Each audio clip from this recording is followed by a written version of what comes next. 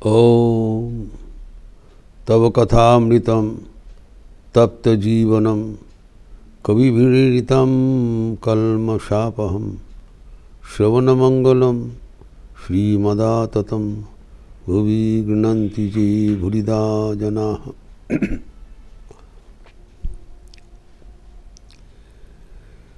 श्री श्री ठाकुर के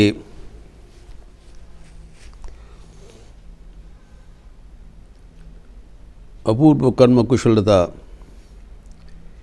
एवं कर्मयोगी का आदर्श मानते हुए हम लोग विस्तृत चर्चा किए हैं। इसके लिए स्वामी विवेकानंद उनके आरस्तिक भजन में स्तुति किया है,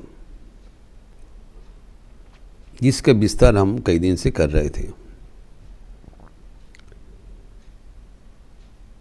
आरस्तिक भजन में है,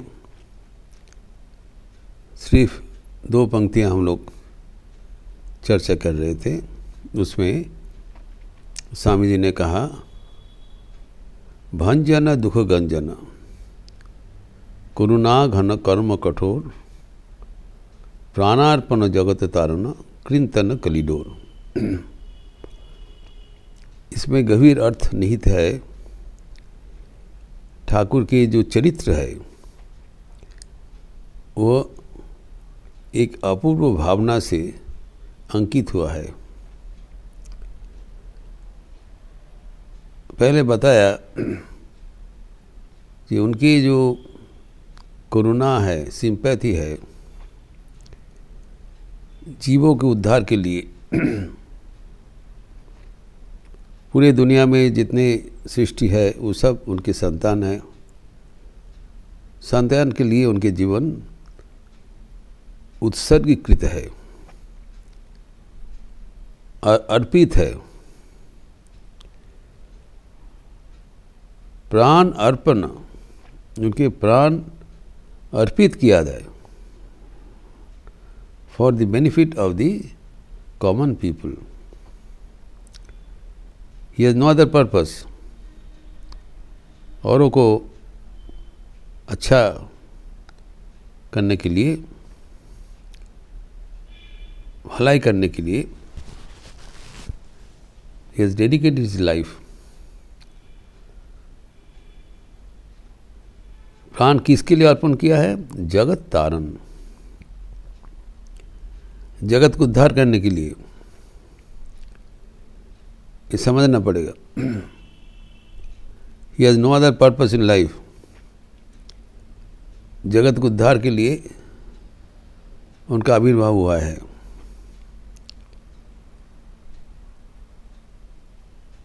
और जगत को उद्धार के लिए उनके इतने व्याकुलता क्यों? करुणा घन मूर्ति।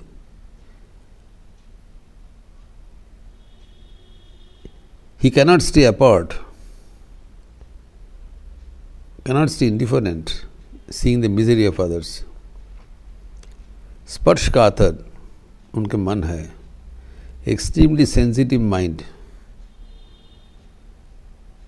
अगर कहीं पर कोई दुख होगा और दुख में उनके हृदय भी विगलित हो जाएगा।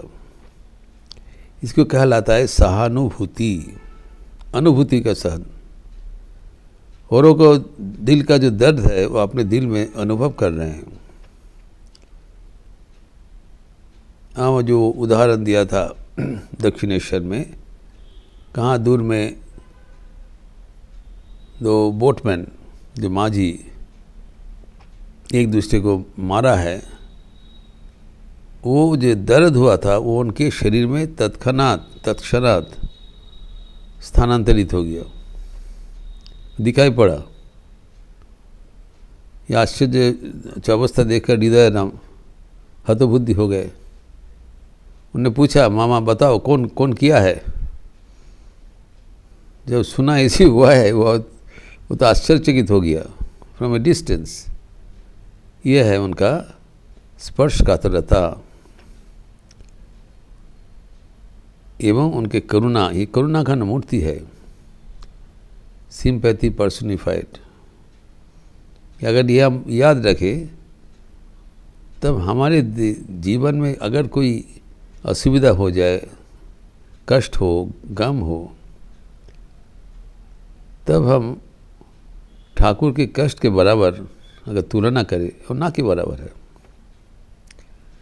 हम अपने दुख के लिए झेल रहे हैं और ठाकुर सबके दुख के लिए झेल रहे हैं, एवं उनके लिए कितने कष्ट स्वीकार किया है, इसका विस्तृत चर्चा हम किए हैं। जो मन समाधि जो स्थान है, समाधि का स्तर है, वहाँ पर विचरणशील है। भगवत आनंद में उड्डीयमान जो पक्षी है, उसको जबरदस्त करके खींच के वास्तव में लाया है, for the good of many, for the benefit of many.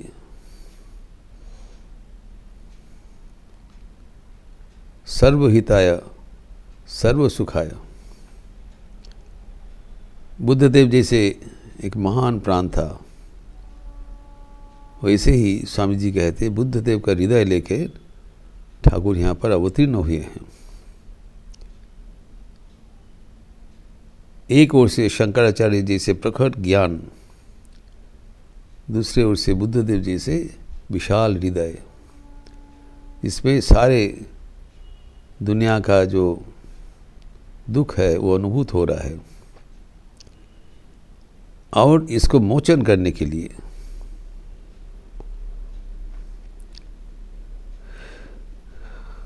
वो अवतीर्ण हुए हैं।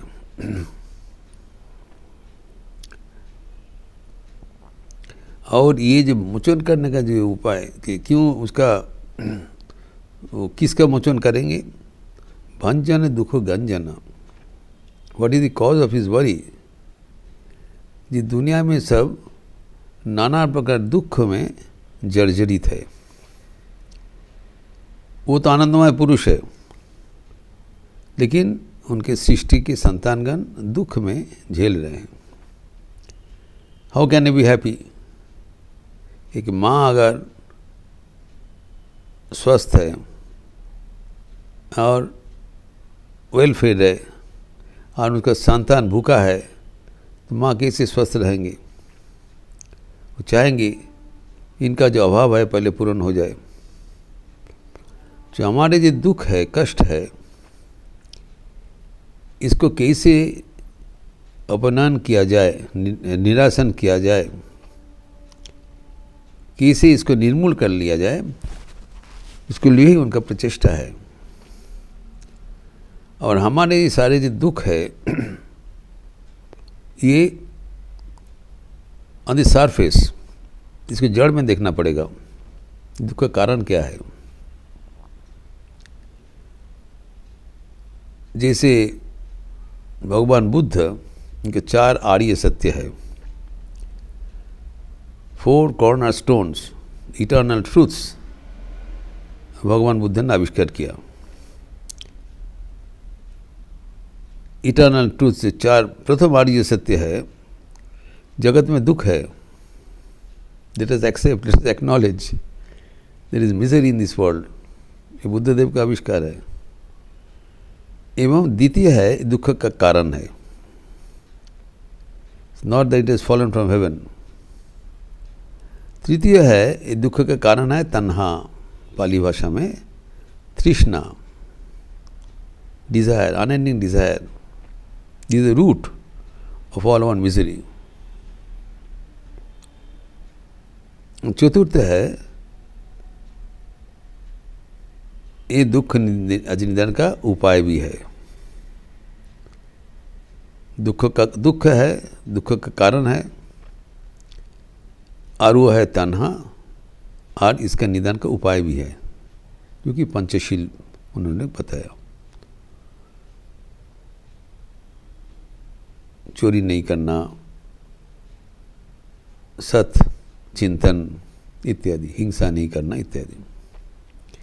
तो अभी यहाँ पर जो दुख का कारण है, वो सेम कारण, तृष्णा, वासना, कामना। कहा जाता है तृष्णा न जीर्णा वयमेव जीर्णाः। इस जगत में हमारा जो तृष्णा है, हम वासना पूर्ण करते हैं। तृष्णा एक आग जैसा है, तो आग की निवारण करने के लिए हम क्या करते हैं? आहुति देते हैं, फिर आग और जल जाता है। आग को निवारण करना आहुति देने का उत्तम नहीं है। तो हम कहते हैं कि वासना चरितार्थ करके वासना पूर्ण करने चाहते हैं। लेकिन शास्त्र में क्या कहा गया? न जातु काम उपभोग न शाम्यति। काम वो करने के लिए कभी काम शीतल नहीं होगा। हविषा कृष्ण व्रत में वो भूयो एव अभिवर्धते। कृष्ण व्रत मतलब अग्नि, हविषा मतलब घी, क्लैरिफाइड बटर। अगर घी अर्पण करके कोई अग्नि निर्वापन करने का प्रयास करे, कभी होगा नहीं, तो आग बढ़ते जाएंगे। वही हमारा हो रहा है। तृष्णा न जीर्णा, तो तृष्णा जीर्ण नहीं होता, हम लोग कभी जीर्ण हो जाते हैं। आग घटता नहीं, हम लोग शेष हो जाते हैं। तो जितने जो कामना वासना है वो हम चरितार्थ करने के लिए ये जीवन मिला है, उसके लिए जन्म हुआ है। लेकिन जब वो तो चरितार्थ होगा नहीं, तब क्या होता है? कुछ बच जाता है पेंडिंग, उसको पूर्ण करने के लिए फिर आगे का जन्म मिलेगा। तो आगे का जन्म और इस जन्म का जो सूत्र है वो है वासना, ये डोर। इसको ही कली डोर कहा जाता है, कलियुग का डोर। अर्थात एक जो बंधन से बांधा हुआ, एक जन्म से दूसरे जन्म में फिर आगे बढ़ना, और ये निरंतर चलते रहते हैं। इस जन्म का जो वासना राशि जो अनुभूत नहीं हुआ, उसको चरितार्थ करने के लिए फिर आगे जन्म मिलेगा, और जो बच जाएगा उसके लिए आगे जन्म मिलेगा। तो ये जो डोर है, ये जो बंधन है, श्रृंखल है, इससे हम कृतदास हो गए।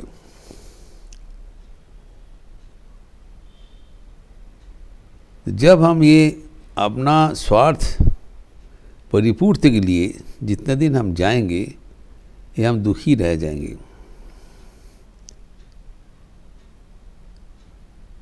हमारे भीतर अनंत प्रेम, अनंत ऊर्जा, अनंत संभावना, अनंत आनंद रहते हुए भी हम भिखारी के जैसे थोड़ा आनंद के लिए, थोड़ा वासना चरितार्थ करने की इधर उधर भटक रहे हैं। इसलिए स्वामी विवेकानंद ने कहा, भिक्षुकेर कबे बोलो सुख, कृपा पात्र होए कि वह फल। हम लोग कृपा का पात्र है, इधर उधर मांग रहे हैं, भगवान का बस मांग रहा है, इस मांगने उस मांग रहा है, हमारा स्वार्थ पूर्ति हो जाए। भिखारी का कभी सुख नहीं मिलता है। हम लोग अमृत के संतान होते हुए भी आपने जो गौरव भूलकर विस्मृत हो गए और भिखारी का जैसे इधर उधर भटक रहे। ये हमारे दुख का कारण है।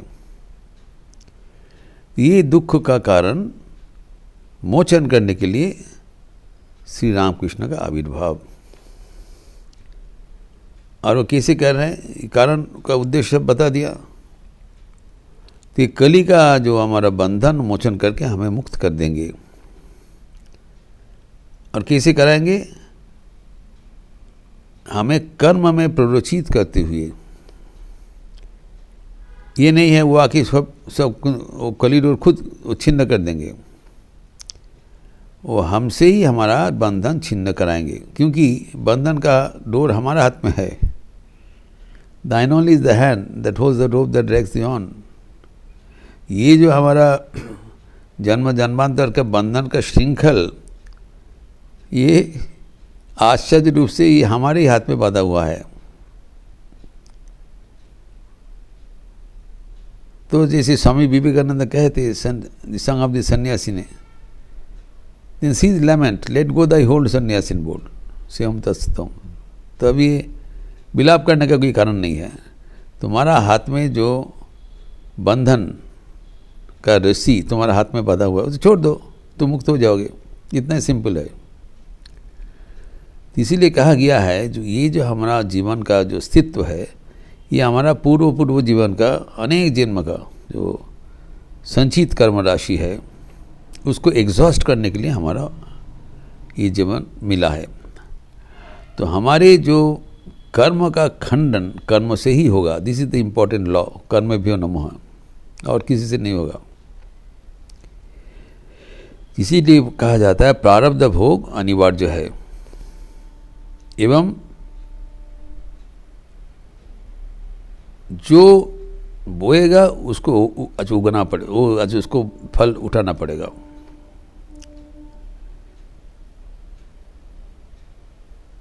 He who sows must reap, they say, and cause must bring the sure effect. हम अगर अच्छा कर्म किए हैं अच्छा फल होगा, बुरा कर्म किए हैं बुरा फल होगा, और फल हमें उठाना पड़ेगा क्योंकि हम फलाशय से कर्म किए थे। तो अभी समाधान है, जो आसक्ति सहित जो कर्म किया है वो आसक्ति रहित कर्म करके उसको विनाश करना पड़ेगा। यही है समाधान। ये कर्म जो काम सीखा इतने दिन चर्चा करते हैं। So we have been working for birds together with attachment, that has to be nullified by work with detachment. तो अभी तक आसक्ति सहित कर्म किया है, अभी कर्म करना पड़ेगा अनासक्त होकर, जो कि श्री ठाकुर करके दिखाया। एवं ये इतना कर्म करने के लिए उतना उनको इतना झेलना पड़ा। एक समाधिवान पुरुष है, फिर नीचे वास्तव में उपनीत हुआ, शरीर दुर्बल है उसको भी परवाह नहीं किया, अस्वस्थ है उसको भी परवाह नहीं किया, एवरीथिंग फॉर अस, ताकि उनको दिखा दे कि हम भी कर्म करें। न केवल उन्होंने किया है, उनके जो पार्षदगण है वो उच्च कोटि होते हुए भी, नित्य मुक्त होते हुए भी उनसे कर्म कराया, ताकि वो हमारे जीवन का एक आदर्श सामने रहे। जो श्रेष्ठ है उसको देखते हुए हम भी श्रेष्ठ बनने के लिए प्रयास करें। यही है पूरा विभाजन। तो हमें कर्म में प्ररोचित करने के लिए वो खुद कर्म किया है, एवं कर्म कठोर निरंतर कर्म किए हैं। इतना जल्दी किया है, धीरे धीरे होते रहे नहीं। ठाकुर चाहते हैं जो ईश्वर के संतान है, ईश्वर के आनंद अभी तत्काल उन्हें मिल जाए। तत्काल मिलने के लिए जीवन का प्रति मुहूर्त उन्हें दम से लगाते हुए जितना जल्दी हो सके वो प्राप्त करे। ठाकुर कहा करते थे, धीमे ते तल वाला হবে ना, जो धीरे धीरे होगा इसे नहीं होगा, तत्काल करो, जो कुछ मिलना है अभी प्राप्त करो। तो हमें जितना जल्दी होना संभव उतना ही तत्परता के साथ हमें आनंद प्रदान करने के लिए हमारे साथ वो कर्म में प्ररोचित कर रहे हैं। तो यही है ठाकुर का जो कर्मयोग जीवन में किया है उसका उद्देश्य, एवं जितना जल्दी हम लोग ठाकुर का वो वाणी जीवन में अपनाएंगे उतना ही ठाकुर का आनंद। इस प्रसंग और भी थोड़ा आगे बढ़ाते हुए अगले दिन चर्चा करेंगे। ओम शांति शांति शांति। हरि ओम तत्सत। श्री राम कृष्णार्पणमस्तु। आज शनिवार का अवसर है, शाम को काली कीर्तन होगी, लिपि दिया जाएगा। आप लोग सब स्वागत है। अच्छा रहिए, स्वस्थ रहिए, आनंद में रहिए। नमस्कार।